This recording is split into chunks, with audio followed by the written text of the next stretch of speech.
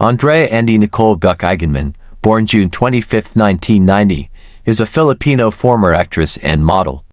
She is the daughter of actors Mark Gil and Jacqueline Jose, with notable relatives including her half-siblings Sid Lucero, Gabby, and Max Eigenmann. She graduated elementary in 2000 and high school in 2008 at Miriam College, then pursued a Bachelor of Arts in Fashion Design and Merchandising at De La Salle College of St. Benilde. Eigenmann began her career in 2005 with Once Upon a Time, then starred in Prinsesa NG Banyura, and participated in Pinoy Big Brother, Teen Edition Plus. She played key roles in Agua Bendita and Minsan Lang Kita Ibigan.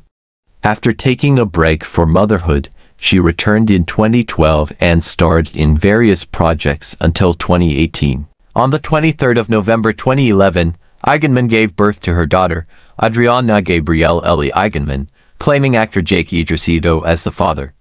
They split in 2014. Eigenmann then began dating surfer filmer Alipeo, with whom she had two daughters, Kiliana Loililo and a son, Cole, born on the 17th of January 2021, and announced their engagement in December 2020. Paano ba naman kasi ang bobo-bobo? Hindi ba naman alam kung ano ibig sabihin ng quantum physics? Ano ba yun? Buti pa si Mama, ang tali-talino. Alam ko ang quantum physics. Ang alam ko, meron kang hihingi na naman. Kilala kita, Pichi. Ano na naman? Dami? Harmless naman si Ray. Parang hindi naman ata niya magagawa yung mga Kain ka muna. Medyo, hindi ako buyer. Anak ako ng mga dating nakatira dito. Ha? Bakit mo alam? Iiisipan ko. But, what if I just find a wonderful man and be a simple homemaker? Walang problema yan. Yeah. I haven't been extremely lucky with the ones that I've dated. Pwedeng rin lang naman eh. Pwede namang wala nang bato. Pure gold na lang. Anis baget ko. Oh, eto sa'yo. Suplada, hindi ka naman maganda. Naman ng children with dysfunctional families. Pumato ka lang, siguradong may subject ka ng matatamaan. Ouch naman. Ay, sorry, hindi ko alam. 17 years akong labas-pasok sa eskwelahan. Actually, busy nga ako ngayon eh. Nagtatrabaho ako sa Department of Tourism. Kaya ko kayo tinawagan. Umanda lang po ako dito kasi meron sana akong... Ano ko yung mahanap mo? Yung pipick up sa'yo? Serial killer pala, tsaka rapist.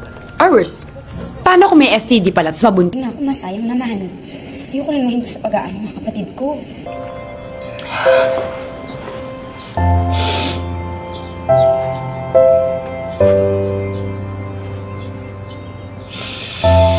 Hindi to tama. Ihatid mo na ako.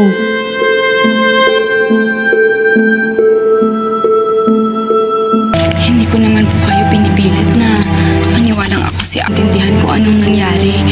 Bakit po nakakulong si Nanay Rosie? Kaya sa head generals, pwede niyong gawa ng paraan ng pagpunta ko ng kay Lolo Jaime.